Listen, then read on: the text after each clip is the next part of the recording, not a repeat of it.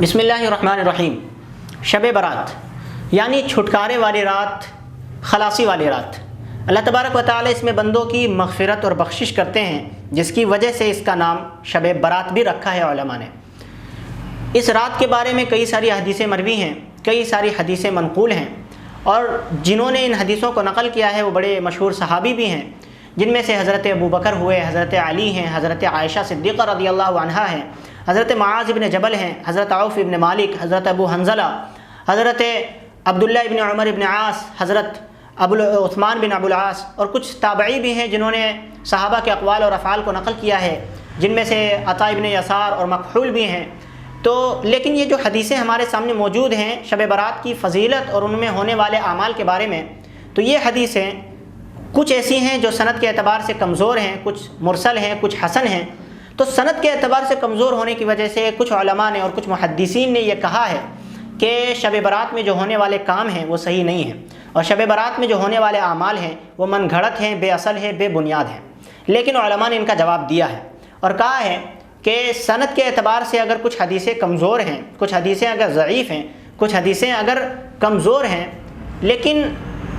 کئی ساری حدیثیں، جب ایک ایسی حدیث جس کی سند کمزور ہو اور اس حدیث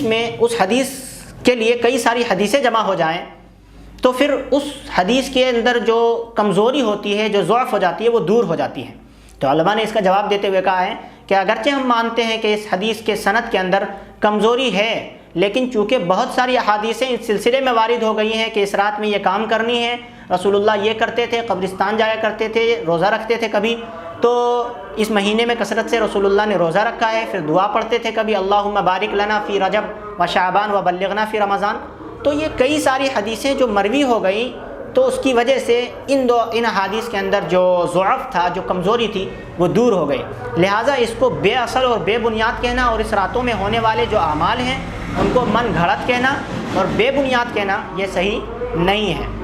اور اگر ہم دیکھیں صحابہ کرام کے دور کو، تو صحابہ کرام کے دور سے لے کر کے تابعین کا اور تبع تابعین کے دور آئے ہیں، ان سارے ادوار میں جو ہے اس رات کے اہتمام کیے جانے کو ہم پائیں گے کہ اس رات میں صحابہ کرام اہتمام کیا کرتے تھے، کثرت سے نمازیں پڑھتے تھے، قرآن پڑھتے تھے، قبرستان بھی جایا کرتے تھے۔ تو وہ ادوار، خیر القرون کے جو ادوار ہیں، وہ ہم سبھی کے لیے ایک حجت شرعیہ کی حیثیت رکھتے ہیں۔ اسی طریقے سے اگر آپ فقہا کے کتابوں کو دیکھیں تو آپ کو فقہا کی کتابوں میں یہ بات ملے گی، شب برات کے اوپر جو فضیلت ہے، شب برات کے اوپر جو اعمال ہیں جو کرنے والے ہیں، تو وہ فقہا کی کتابوں میں ملیں گی، تو جس سے یہ پتہ چلتا ہے کہ یقیناً شب برات میں ہونے والے اعمال صحیح ہیں، من گھڑت اور بے بنیاد نہیں ہیں۔ جو لوگ انہیں من گھڑت اور بے بنیاد بتا رہے ہیں اور یہ کہہ رہے ہیں کہ یہ ساری چیزیں فضول ہے، بکواس ہیں، تو ان لوگوں کو پھر سے ان حدیث پر غور کرنا چاہیے اور اپنے کہے ہوئے باتوں پر پھر سے ایک لمبی نگاہ اور گہری نگاہ ڈالنے کی ضرورت ہے۔ اللہ تعالیٰ سے ہم لوگ دعا کریں کہ اللہ تعالیٰ ہمیں اس رات کی قدر کرنے کی توفیق عطا فرمائے اور اس مہینے کی بھی قدر کرنے کی توفیق عطا فرمائے۔